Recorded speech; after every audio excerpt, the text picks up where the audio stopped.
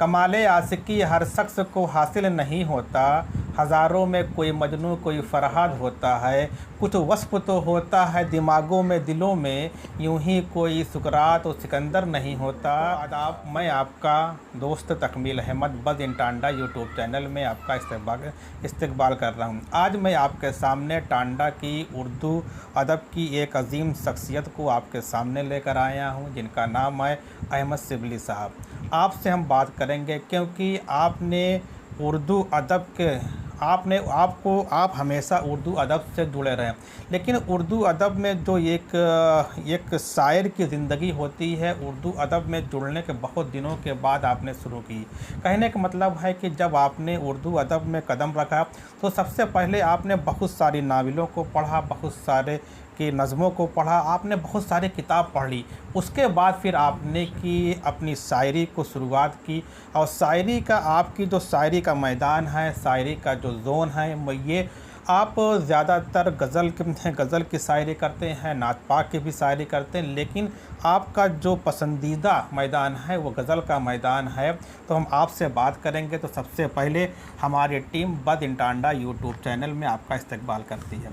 तो हमारी टीम बहुत दिनों से आपको देख रहे थे कि आप टांडा में चाहे कोई नशिस्त हो या फिर अदबी मुशायरे हों, इस तरीके के जलसों में, इस तरीके के प्रोग्राम्स में आप जाया करते थे, जो उर्दू अदब के लिए ये एक बहुत बड़ी बात होती है कि इंसान अपने अपने जज्बात हैं उसके समाज में जो तमाम तरह के जो मतलब कि बुराइयां हैं, अच्छाइयां हैं, अपनी नज़मों के ज़रिए या फिर गज़ल के ज़रिए सभी के सामने लेकर आते हैं। तो आपको जो ये शौक़ था, तो ये कब शुरू हुआ? ये मेरा ख़्याल है कि 80 में, सन 80 में 80 से आपने शुरू। हम लोग जो है, एक अनस मसूर साहब हैं, हमारे एक दोस्त फलेरब साहब थे जी, मौलाना उबैद साहब थे, हम थे, तो ये सब लोग एक तंजीम बनाई थी जी, जदीद अदबी दुनिया के नाम से। उस वक्त में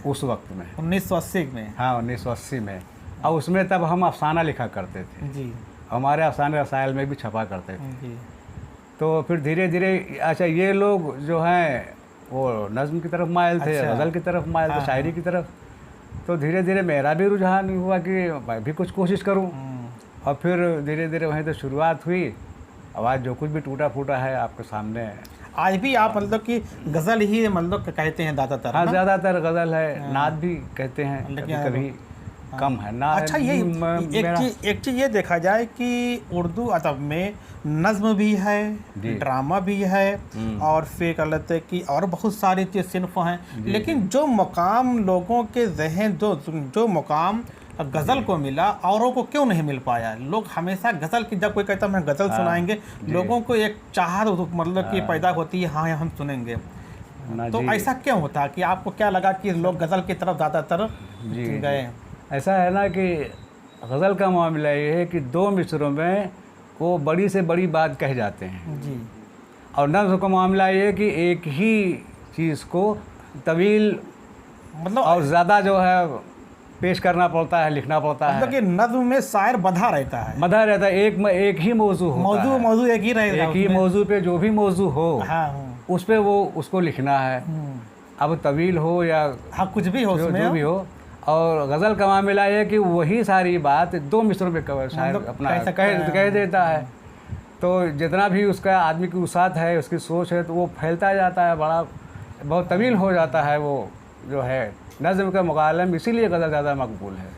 सभी मेरे सुनने वाले जो नाज़रीन है, हम आपको बताना ये चाहते हैं कि अगर आपको कि नज़्म और गज़ल में क्या फ़र्क होता है, तो फ़र्क यही होता है, नज़्म एक नाम से लिखी जाती है, शायर उसी बैकग्राउंड में उसको शायरी करनी पड़ती है, लेकिन जब गज़ल होती है, गज़ल में शायर फ्री होता है, एक शेर कहने के बाद फिर दूसरे की तरफ दूसरी चीज़ें पर वो कहने मतलब शेर कहने के लिए फ्री होता है। उसमें मौजू चेंज हो सकते हैं, लेकिन नज़्म में चेंज नहीं होते, ये चीज़ें होती हैं, एक ही मौजू होता है उसी पे। तो पहले के मुकाबले क्या था कि जब आप लोगों ने 1980 में अपनी एक तहरीक बनाई उर्दू के फलाह बहबूद के लिए, वो चीज़ें नहीं हो पा रही हैं, ये बहुत ज़्यादा कमियां हैं। जो कि लोगों के मतलब आज के वक्त में तालीम में लोग उसमें बहुत भाग लेते हैं, दिलचस्पी लेते हैं, लेकिन उर्दू में इतना हम ज़्यादातर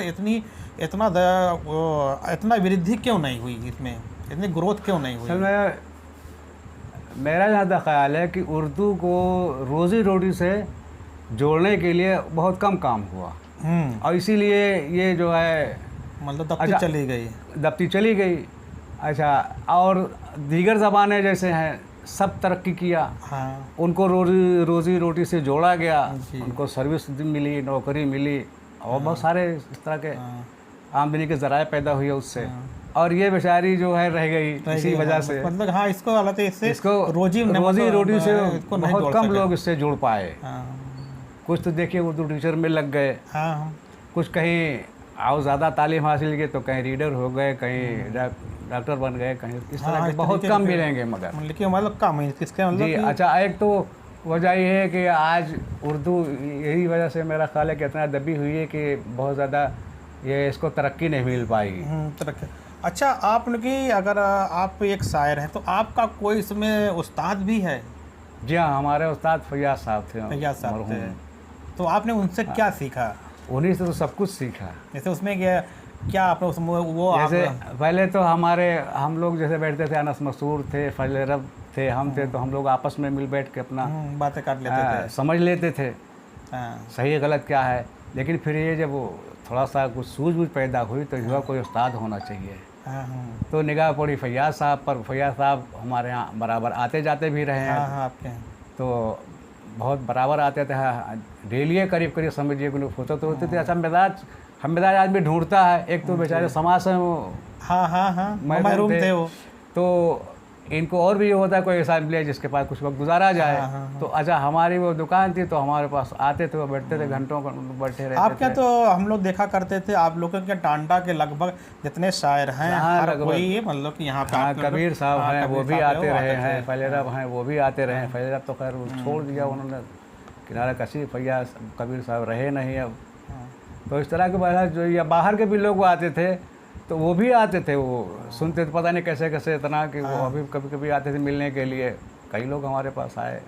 और फिर आप बहुत दिन से शायरी कर रहे हैं, तो क्या मतलब कि आने वाले वक्त में आपकी कोई किताब भी शाये होने वाली है? जी हाँ, मेरी किताब आने वाली है जल्दी इंशाअल्लाह उल करीम।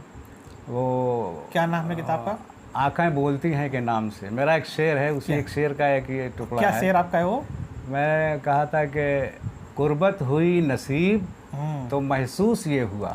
जी, कुर्बत हुई नसीब तो महसूस ये हुआ, आँखें भी बोलती हैं मगर खामोशी के साथ। तो इसी को मैंने वो अपनी किताब का टाइटल बना दिया, आँखें बोलती हैं। और वो जल्द ही आने वाली है। हमारे वो अशार साहब हैं, डॉक्टर अशार साहब, तो उन्हीं के पास वो किताबत के लिए वो है, और वो मिलने वाले करीब तैयार हो गई है। चलिए ठीक, दुआ है इंशाल्लाह।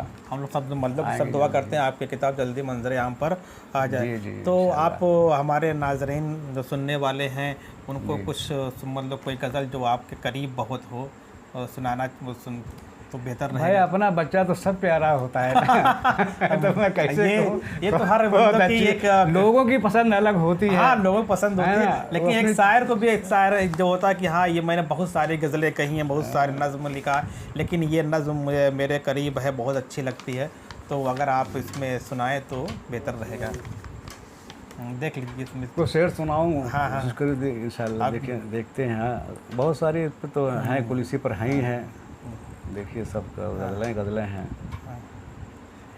मेरा ये था पहले तो आप लोग गलत है कि अहमद सिबली साहब अब आपके सामने एक गज़ल नहीं, पहले मैं दो शेर हमद के पढ़ ठीक, शुरुआत है।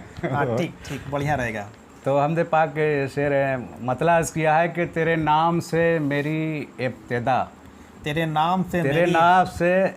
नाम से मेरी इब्तिदा, तेरी शान जल्ल जलालहू जी, और तेरे नाम ही पे हो इंतहा, तेरी शान जल्ल जलालहू। बढ़िया है। और इसका शेर है कि हमें गुमराही से निकाल दे। बढ़िया है ये। हमें गुमराही से निकाल दे, तू रविश को उजाल दे, मिले रह नवर्द को रास्ता, तेरी शान जल्ल जलालहू। बढ़िया है, बहुत दो शेर हम के मैंने अब गज़ल गज़ल के सुनाओ, क्या सुनाऊं? क्योंकि अहमद शिबली साहब गज़ल बहुत अच्छी गज़ल कहते हैं, आप लोग ज़रूर अच्छा सुनिए, देखिए कि गज़ल बहुत प्यारी गज़ल होती है, बहुत प्यारी गज़ल होती है। छोटी सी गज़ल है, वो सुनाई देता हूँ कि अपनी कौम से एक तरह से खिताब है ये। जी जी जी। कि 10 तरस में सब तुम्हारी था कभी। 10 तरस में 10 तरस में सब तुम्हारी था कभी, आज क्यों ठोकर में है सोचा कभी। और किसकी ज़द पर आ गया तेरा वजूद, किसकी ज़द पर आ गया तेरा वजूद, तूने आँखें खोल कर देखा कभी। बढ़िया शेर है। और खौफ आता है तुझे लहरों से अब, खौफ आता है तुझे लहरों से अब, 10 तरस में था तेरी दरिया कभी। खौफ आता है तुझे दरिया से लहरों से अब, 10 तरस में था तेरी दरिया कभी। तू नहीं वो वस्फ था तेरा जिसे, तू नहीं वो वस्फ था तेरा जिसे, देवता की तरह था पूजा कभी। बढ़िया शेर है। और है कोई तमसील दुनिया में कहीं, है कोई तमसील दुनिया में कहीं, सच के आगे झूठ हो ठहरा कभी। और मक्ता ये अर्ज़ किया है कि शिव लिए मुस्तर नहीं जी पाएगा, शिव लिए मुस्तर नहीं जी पाएगा, तुझसे गाफिल हो के एक लम्हा कभी। बढ़िया शेर है। एक शेर और कोई कहते हैं नीचे वाली सर, आराम से बढ़िया से देखिए। अगली आप लोग सुनिए, बहुत अच्छी गज़ल थी। अब दो अर्ज़ किया है कि धूप खुशबू है पैरहन मेरा, धूप खुशबू है पैरहन मेरा, मैं हवा हूँ कहाँ वतन मेरा। कहीं भी निकल जाएंगे। धूप खुशबू है पैरहन मेरा, मैं हवा हूँ कहाँ वतन मेरा। और मुद्दतों से है मुंतज़िर जाना, मुद्दतों से है मुंतज़िर जाना, खुशबुओं से भरा चमन मेरा। और तुमको आना है आओगे जब तक, तुमको आना है आओगे जब तक, राख हो जाएगा बदन मेरा। सही है, बढ़िया है। रंग लाई न कोशिशें पैहम, काम आया न कुछ भी फन मेरा।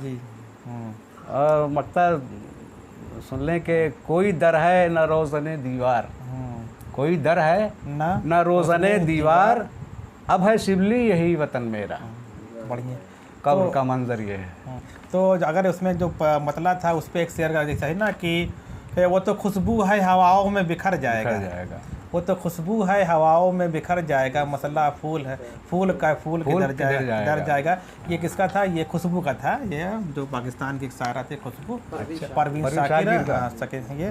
तो उसमें तो ये आपके सामने तो, और इसमें ये देखा जाए कि अब वो उर्दू के जो एक मुकाम मिलना चाहिए, लोगों ने कि बहुत काम किए लेकिन वो मुकाम नहीं मिलते हैं।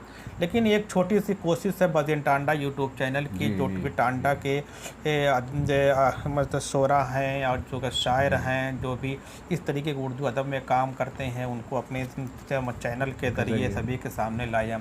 अब आपसे बहुत बड़ा काम आप कर रहे हैं कि सब गुमनामी में लोग अब उनको आप मंजर-ए-आम पे ला रहे हैं, उनको दुनिया में फैला रहे हैं। मैं तो कह रहा हूँ यूट्यूब के ज़रिए अब वो पर आ रहे हैं। अब जो नई नस्ल है जी, उनको आप उर्दू के लिए और उर्दू अदब के लिए, समाज के लिए आप क्या पैगाम देना चाहेंगे एक शायर की हैसियत से? एक भाई उर्दू तो देखिए हमारी मादरी ज़बान है, आप कह लीजिए कि मादरी ज़बान है, और हमारा सारा असासा भी उर्दू ही में है, अरबी में या उर्दू में। और आज की नई पौध, अब हम तो इसको ज़्यादा जिम्मेदार गार्जियन को देते हैं कि ये उर्दू से बच्चों को अपने दूर महरूम रखे हुए हैं। हाँ, इंग्लिश मीडियम में दाखिला दिलाते हैं और वो पढ़ते हैं, लेकिन घर पे एक ट्यूटर रख दें कि वो भी सीख ले वो, क्योंकि हमारी सारी चीज़ें, सारा असासा, हमारा दीन, हमारा सब कुछ जो है वो उर्दू ही में ज़्यादातर है। और नहीं जानेंगे तो नाबलद रहेंगे, इससे नाफियत उनको रहेगी। अच्छा, ये चीज़ आप एक शायर हैं, और शायर जो समाज की बुराई होती है, जो समाज की अच्छाई होती है, उसको सभी के सामने लेकर आते हैं। तो हमारे जो टांडा की बात किया जाए, टांडा में जो भी प्रोग्राम होते हैं, चाहे नात पाक का प्रोग्राम हो, मिलाद के प्रोग्राम हो, लेकिन उसमें नई नस्ल, जो नई जनरेशन है, उसमें शिरकत नहीं कर रही है। इसकी क्या वजह हुआ? मेन वजह तो वही है कि उर्दू से नाबलद हैं। उर्दू से, हाँ, उर्दू से दूरी है उनकी। अच्छा, जब समझेंगे नहीं तो दिलचस्पी कैसे तो पैदा वहाँ तक होगी? पहुँचेंगे नहीं। मेन वजह तो मैं यही समझ रहा हूँ। और इसमें एक चीज़ और देखा जाता है कि जब प्रोग्राम हमारे यहाँ होते हैं जी। तो प्रोग्राम शुरू होते हैं 12 के बाद। हाँ, जो बच्चा मतलब कि 6 क्लास में है, 7th क्लास में है, तो उसके गार्जियन तो नहीं भेजेंगे ना। जी नहीं। ये कहीं ना कहीं जो प्रोग्राम कराने वाले हैं उनको ये सोचना पड़ेगा कि अब हम टाइम को एक मतलब कि जिस दिन प्रोग्राम उसी दिन खत्म करें, हम दूसरे दिन शुरू कर दें 12 बजे के बाद। सही कह तो रहे हैं। वो चीज़ें ऐसा बात शुरू की जाए 8 बजे 9 बजे से 12 बजे तक मतलब कि वो खत्म किया जाए उसका। होना तो ये बात तो बहुत सही आप कर रहे हैं। इससे क्या होगा कि जो एक नई नस्ल है जब उसको वक्त मिलेगा तब वो अपने गार्जियन के साथ जाएगा, तब वहाँ पे पहुँचेगा। मुझे लगता है कि अगर वो बहुत सारे ऐसे करते बच्चे होते हैं, स्टूडेंट्स होते हैं जिनको अगले दिन कॉलेज जाना होता है, वो इसलिए नहीं जाते हैं कि हम जाएंगे पूरी रात, हम वहाँ पे मतलब हमारा होगा। तो बिल्कुल है। अगर आप इस पे मतलब कि आप सोचते हैं हाँ ये सही है, तो आप इस पे क्या कहेंगे कि क्या प्रोग्राम करने वाले को इस पे सोचना चाहिए? प्रोग्राम कराने वाले तो बेचारे सवेरे से मौजूद रहते हैं, शोरा हजरात देर के पहुंचते हैं। ये कमी हमारी है। तो ये कमेटी का अगर कमेटी का कोई दोष उसमें नहीं है। कुछ तो सवेरे से बैठा रहता है बेचारा, इंतजार करता है। कमेटी कहीं ना कहीं मतलब कि वो एक क्राइटेरिया बांध दे, इतने तक हम प्रोग्राम कराएंगे, जिसको आएगा उतना वो पढ़ेगा। नहीं होना चाहिए, बिल्कुल ये बाउंडेशन अपना मतलब ये होना चाहिए, कर देना चाहिए कि हम इतने बजे प्रोग्राम शुरू कर दें, कोई आए ना आए जी। अच्छा और इतने बजे तक हम चलाएंगे। जी जी जी, हाँ, इससे और जो रह जाए जाओ भैया। ना, सही बात है। इसमें क्या तब ये आएंगे कि यार ये तो हमको पढ़ने को नहीं मिला, मतलब एक टाइम मिलेगा, तो सवेरे हम पहुँचने की कोशिश करें। अब देखिए मसूर साहब ऐसे चलाते हैं, महीनावार ये प्रोग्राम इनका यहाँ होता है, तो इनकी कोशिश यही है कि सवेरे आएँ।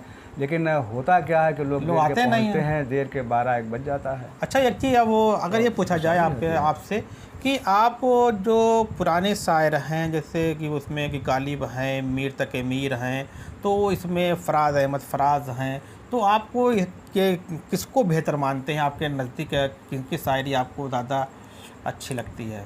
भाई एक से बढ़कर एक हैं। अब किसको कहा जाए, हमको शायरी तो वैसे अच्छी लगती है बहुत उनकी,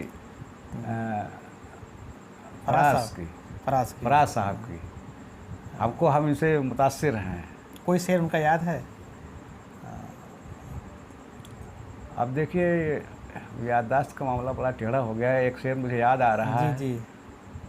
इनका मक्ता है, फराज तूने कहाँ मुश्किलों में डाल दिया। फराज तूने कहाँ मुश्किलों में डाल दिया। फराज तूने कहाँ मुश्किलों में डाल दिया। ज़माना साहिब ज़र है और सिर्फ शायर तू। हाँ, बढ़िया है। ज़माना साहिब ज़र दौलतमंद है, और तू भैया फ़कीर शायर हो। ये चीज़ें, हाँ, ये चीज़ें थी ये शायर के साथ, ये कि वो कहीं ना कहीं चीज़ें ये थी। तो आज आपके सामने टांडा की मैं एक अजीम शख्सियत को आपके सामने लेकर आया था, जो बहुत मुश्किल से आपके सामने आए थे। क्योंकि मुश्किल से इसलिए आए थे क्योंकि आजकल आप थोड़ा कि ये हेल्थ के लिहाज से थोड़ा बहुत अच्छा फील नहीं करते हैं, तो फिर भी आए। तो सब आपका बहुत बहुत शुक्रिया हमारे चैनल में आने के लिए। उम्मीद करता हूँ जब आपकी किताब मंज़र-ए-आम पर आएगी, जिस दिन उसका रस्म इजरा होगा, हमारी टीम आपको ज़रूर कवर करने पहुँचेगी इंशाअल्लाह करीम। बिल्कुल। Okay, thanks. फिर मिलते हैं। आप शब्बू आसार से कहिए कि जल्दी से हमको दे दे, हम जल्दी से अपना काम कर डालें। हाँ ठीक है, हम बात करेंगे कि जिससे आपकी किताब अभी बाबा करें। भाई हमारी उम्र अब इतनी हो गई कि कब टपक जाए कोई भरोसा नहीं। मतलब आपकी उम्र में वो गलत है कि 72 साल में हम चल रहे हैं। नहीं, अभी ये आपसे बहुत सब सारी चीज़ें सीखना है नई नस्ल के बच्चों को। और क्योंकि जो एक घर का जो एक बुज़ुर्ग होता है और बुज़ुर्ग होने के साथ साथ एक अदब में अच्छा मुकाम रखता है, तो उसके रहने से समाज में बहुत सारी अच्छाइयाँ होती हैं, समाज की जो कमियां होती हैं लोगों के सामने आती हैं। शायर हमेशा अपने आप को जला के कहता है इन्होंने कि अनस मसरूद साहब ने कहा था कि मैंने अपना घर फूंक कर शायरी की है। तो उस तरीके से ये हमेशा रहा है दुनिया में, हमेशा उस्ताद के साथ यही हुआ है, वो वहीं रह जाता है एक मील के पत्थर की तरह, और जिसको वो पढ़ाता है वो चल के डॉक्टर, इंजीनियर, IAS बनता है। लेकिन ये दुनिया का दस्तूर है, ये एक इकोसिस्टम है, एक यहाँ पे लोग कुछ ना कुछ, कोई कुछ करता है, कोई कुछ करता है, लेकिन हर कोई अपने आप में बेमिसाल है। Okay, thanks. फिर मिलते हैं एक नए सेगमेंट में नए टॉपिक के साथ। इंशाल्लाह।